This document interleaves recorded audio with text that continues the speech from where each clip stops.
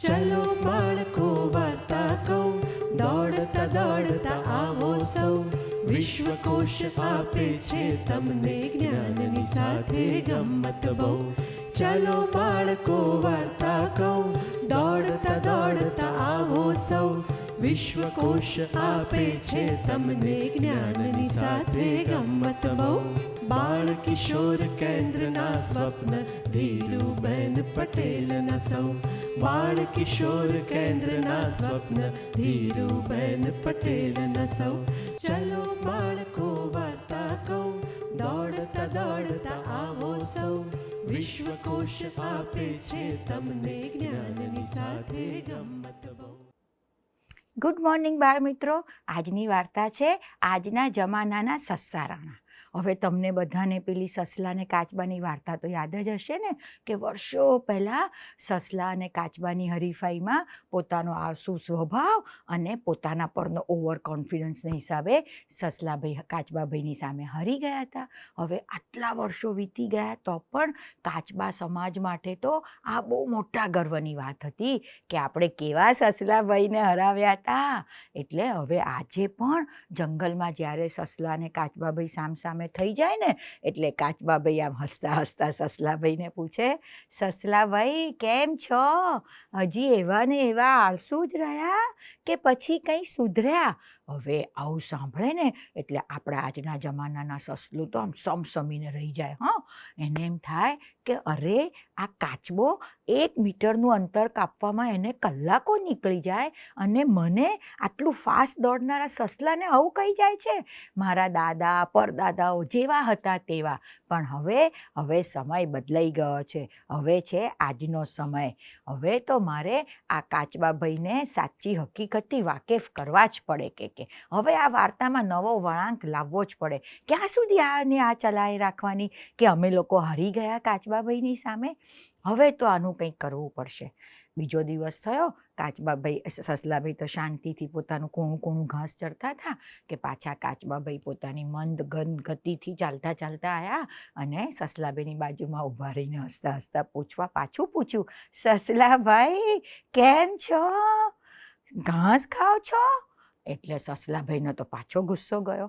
એમને કીધું કે અરે કાચબાભાઈ ઊભા રહો, ઉતાવળ શું કામ કરો છો? મારા દાદા પરદાદાઓ, હું માનું છું કે તમારા દાદા પરદાદાઓની સામે જીતી ગયા હતા, પણ એ વાતને તો હવે વર્ષો થઈ ગયા. આટલા બધા વર્ષોમાં અમે એ ભૂલમાંથી કંઈ શીખ્યા જ નહીં હોઈએ, અમે કંઈ સુધર્યા જ નહીં હોઈએ.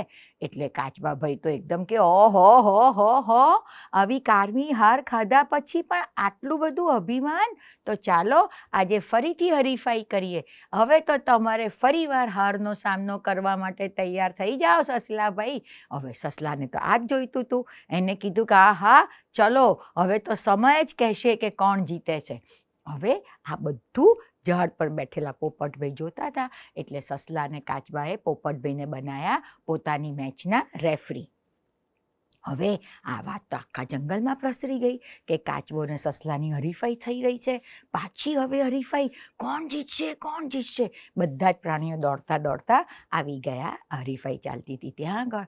અને પોપટે કીધું કે તો સસલાભાઈ અને કાચબાભાઈ, તમે લોકો આ હરીફાઈ કરવા માટે તૈયાર છો?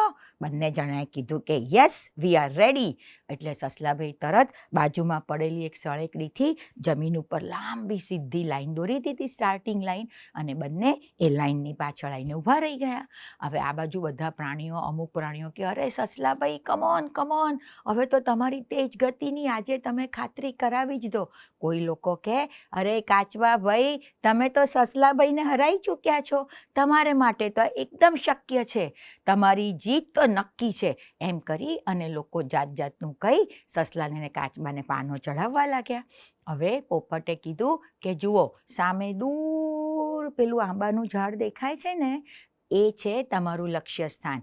એ ઝાડ નીચે જે સૌથી પહેલાં પહોંચશે એ આ હરીફાઈનો વિજેતા. બોલો, છે મંજૂર? બંને કીધું કે યસ. અને પોપટે કીધું કે તો થઈ જાઓ તૈયાર. અને પોપટે જેવું સ્ટેડી રેડી 1 2 and 3 જેવું 3 બોલ્યા ને કે સસલું તો આગળ પાછળ અરે કાચબાભાઈની સામે પણ જોયા વગર એકદમ સ્ફૂર્તિથી બસ મારે પેલા આંબાના ઝાડ નીચે પહોંચવું છે એની પર ધ્યાન કેન્દ્રિત કરી અને તો ફાસ્ટ સ્ફૂર્તિથી દોડવા જ માંડ્યું અને થોડીક મિનિટોમાં તો આંબાના ઝાડ નીચે પહોંચી ગયું. જોયું તો કાચબાભાઈ તો છેક ક્યાંના ક્યાંય પાછળ હતા. સસલાએ વિચાર્યું કે મેં આજે અમારી આળસ છોડી અને મારા લક્ષ્યને જ મારું ધ્યાન કેન્દ્રિત કર્યું મારા લક્ષ્ય પર, એટલે હું આજે આ જીતી શક્યો. થોડા ખાસા વખત પછી કાચબાભાઈ તો